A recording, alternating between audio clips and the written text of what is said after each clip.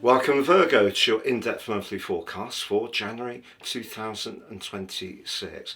I'm going to share with you first of all some of the big themes of the month ahead.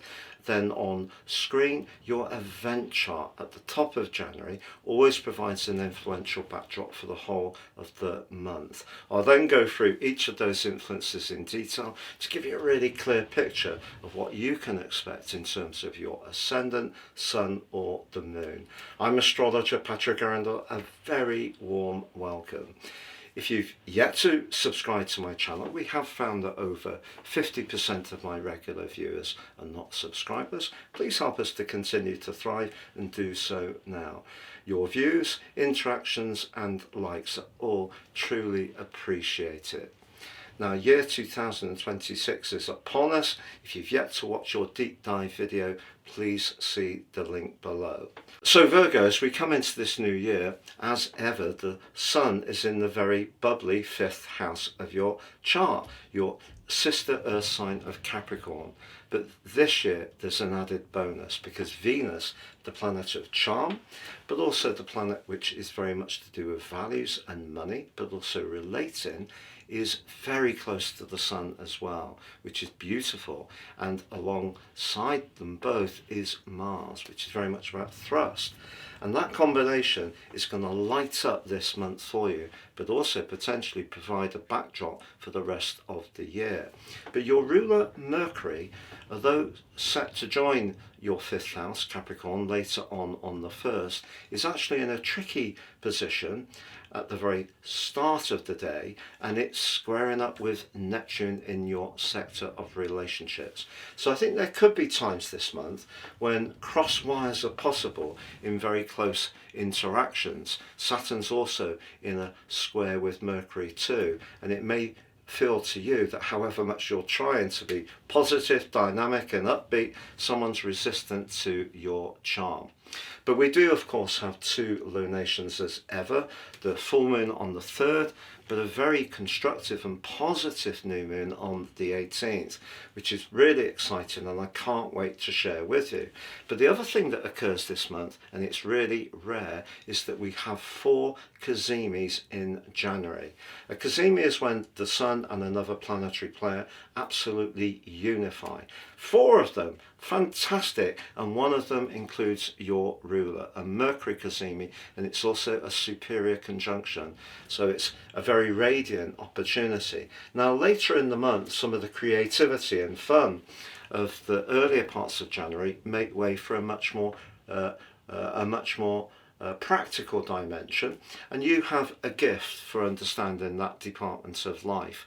But over the last couple of years particularly, Pluto has been pushing you to consider diet, exercise, routines and your work, all areas that you're very attuned to in perhaps a different way. And there is going to be a lot of energy towards the end of January that I need to share with you. If you've yet to order your personal forecast for the year ahead, you can do so, and you'll get 12 full months from when you order it if you order in January. If you order it in December 2025, you'll get the rest of that year 3 and the whole of the following 12 months. You'll also get your life roadmap report, which is truly influential in terms of understanding our life journey. But at the checkout, if you apply the code Astro26, you'll get 50% off. So Virgo, on the screen now is your event chart, and there is your ruler Mercury in the 4th house. The intriguing thing is that Mercury is in Sagittarius at the start of the year for the 3rd year in succession, but Mercury is detrimented in Sagittarius. Why is that? Well, Mercury in your sign is very much about precision and analysis and practicality. And Mercury in Gemini, which it also rules, is very much about the message, about how we communicate, and often very quickly. The sign of Sagittarius is about the big picture. It's not about the details. You can find the details a bit boring, Sagittarius. And for you, the 4th house is very much about emotion. And Mercury and emotion aren't really compatible, because Mercury is more about how we use our thinking and how we use our intellect. So Mercury in Sagittarius in the 4th house suggests that if you're wanting to be a little bit more open about some of your feelings, the clash with Neptune and Saturn in the 7th house of your chart, which is where other people are receiving you, means that someone could be evasive or perhaps not very clear about what they want from you, or maybe Saturn may be someone who's quite cool or disinterested, or in some ways resists whatever you're feeling perhaps you want to share. So if there is something tender that you're feeling at the start of this month and year, just be aware that someone may not be initially receptive. But then later on the first day, Mercury moves into the 5th house. Mercury here moves from being very introspective and into being much cheekier, because Mercury can be a very fun-loving influence, but it also can be a mischief seeker, whether it's expressing your sense of humour or getting extra urgency into some creative ideas you've got. Mercury joining up with Venus, the Sun and Mars is a very lovely thing indeed. And that cluster, particularly early in a year, can see you actually storming into the early parts of this month, perhaps in a much more bubbly way than any other zodiac sign. You do have a reputation for being very conscientious, very much adhere to the aforementioned routines. This is asking you to think about how you can showcase your individual talent, flair and creativity, but also think about how you can have fun.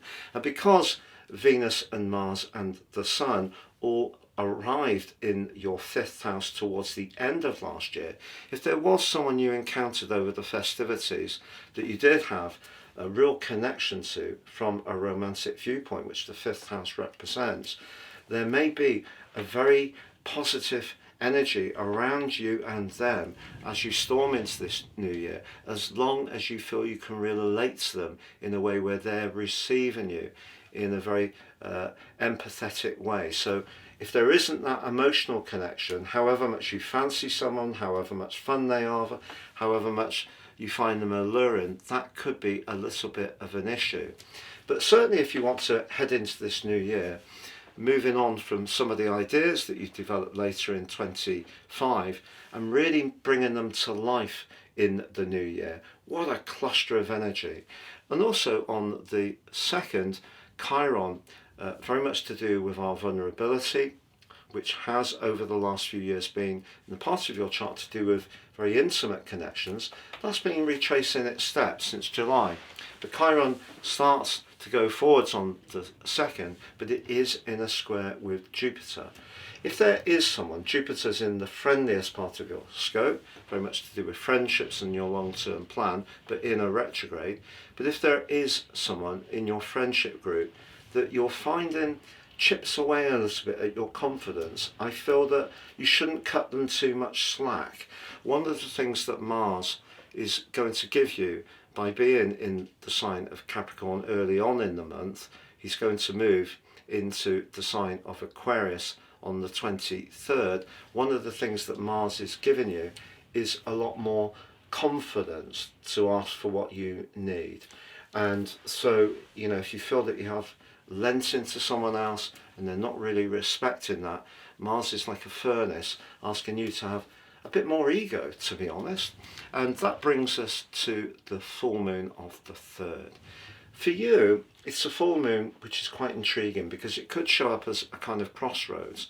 Maybe you're not feeling so happy in a romantic relationship, and the moon's in the part of your chart to do with your long-term plan, along with Jupiter.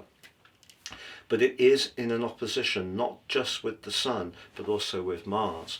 If you are feeling constrained in a relationship of any kind, whether it's a friendship or a personal tie, I think you're being asked to embrace ego more. I don't mean ego by being obnoxious, I mean ego by having the confidence to say what you need for you. And if someone's not really encouraging you to be dynamic, individualistic, show your glamour, show your talent and flair, turn your charisma up to max. If someone's resisting that at any level, it's a full moon which is asking you to check out of that relationship. But you can do so with charm, with the Sun and Venus forging a cazimi on the 6th. If you have a date at that time, and Venus and Mars in a conjunction on the 8th. It could be a date that really sizzles. And then Mars in a conjunction with the Sun on the 9th. Again, your sense of attractiveness is really going to be heightened by this. Feel good, strut your stuff, Virgo. Yes, you can be the person who glues life together, often working in roles that require attention to detail, being very reliable, conscientious and so on. This is a month in the early parts of it when you can dazzle if you give yourself permission. And those Cazimis with Venus and Mars are certainly a great example of that.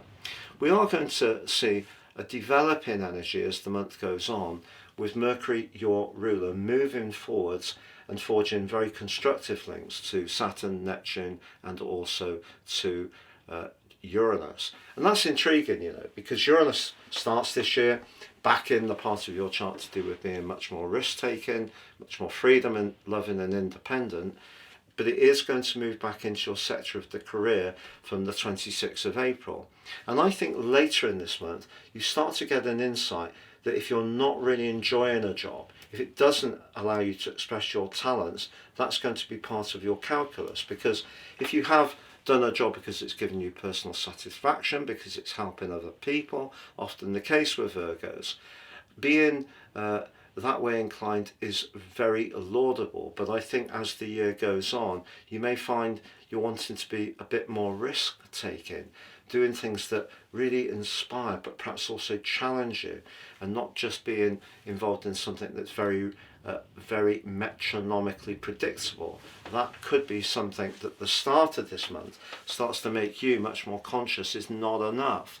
You're wanting a sense of desire and passion, and that's amplified by the new moon of the 18th, which occurs in Capricorn. But just before that, on the 17th, Venus glides into Aquarius.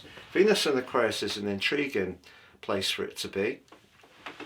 It can mean that we have unusual connections. It can mean that we have a greater preference for friendships, or friendly connections of all kinds can be amplified. And you may find with Venus's help, if you do have a colleague that you get on well with, you may spend a lot more time with them in the latter part of this month. But that new moon really does push you, Virgo, to have the confidence to step outside what's very familiar. And the word I used before was dazzle. And dazzle you can if you go for it, because your ruler Mercury is in the mix and so is Mars. And that combination adds thrust to thinking, Mercury, but the 5th house is very much to do with animating talent, pleasure and joy. It may be early in the year and many of us may hunker down in the northern hemisphere, perhaps you're in the south, wherever you are. If you can connect and get out and be with people, it's going to be very valuable, and that new moon is a really enriching one. But then we have the Sun moving into Aquarius, 20th, followed by your ruler the same day. They come into the 3rd Cazimi of the month on the 21st, and that's very powerful, because for you, that part of your nature which can be so concentrated and so precise, and understands that it is important to make sure that processes are completed in a way which is efficient but also gives some kind of tangible workable outcome. You're really going to be crisp at this point of the month. Brilliant for any kind of job, or maybe some changes you might want to make at home. If you're a do-it-yourselfer, you can be inspired towards the end of this month. But the Mars plays catch up with them, and then we have a Pluto Cazimi with the Sun, the 4th of the month on the 23rd. And this, interestingly, I think could be one of the key moments of the month, because Pluto may have been pushing you for 11 weeks from March 23, from the 21st of January 24 to early September, and then from November 24.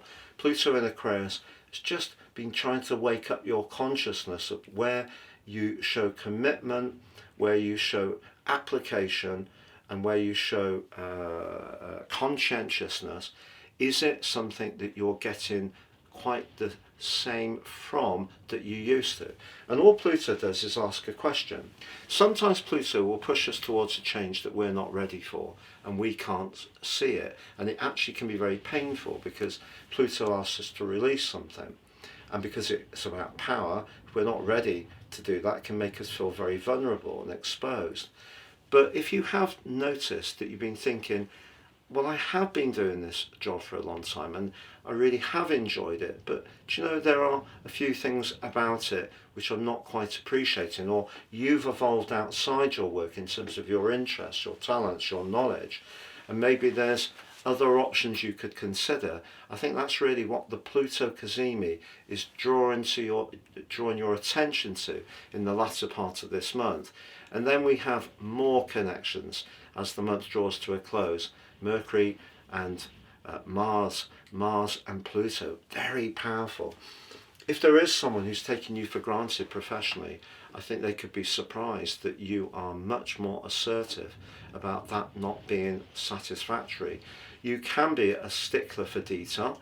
I think people can find Virgo energy challenging, a bit brittle, maybe a bit perfectionist, and maybe a bit critical. And someone may push back against that at the end of the month. But always remember that your life force is very much about finding small but important ways to improve things, graduated gains. It's a very powerful part of your nature. And if you're seeing something that does need to evolve, whether it's part of your inner journey or your practical environment or where you work, go with it. You may find yourself considering your diet, your exercise routines, not just your work, in a way that perhaps in the past you haven't. New information can be becoming available to you. It might have been there before, but for whatever reason you may not have quite grappled with it, but you can do as this month draws to a close. So it's a month rich in enthusiasm, joyfulness, playfulness in the first 2/3, but then you can convert some of the lovely ideas that you've been developing early on into something more workable latterly in the month. Very Virgo, but some big shifts are going on in those everyday parts of your situation to do with routines. If you've yet to order your personal forecast for the year ahead, you can do so, and you'll get 12 full months from when you order it if you order in January. If you order it in December 2025, you'll get the rest of that year 3 and the whole of the following 12 months. You'll also get your life roadmap report, which is truly influential in terms of understanding our life journey. But at the checkout, if you apply the code ASTRO26, you'll get 50% off. All the best and goodbye.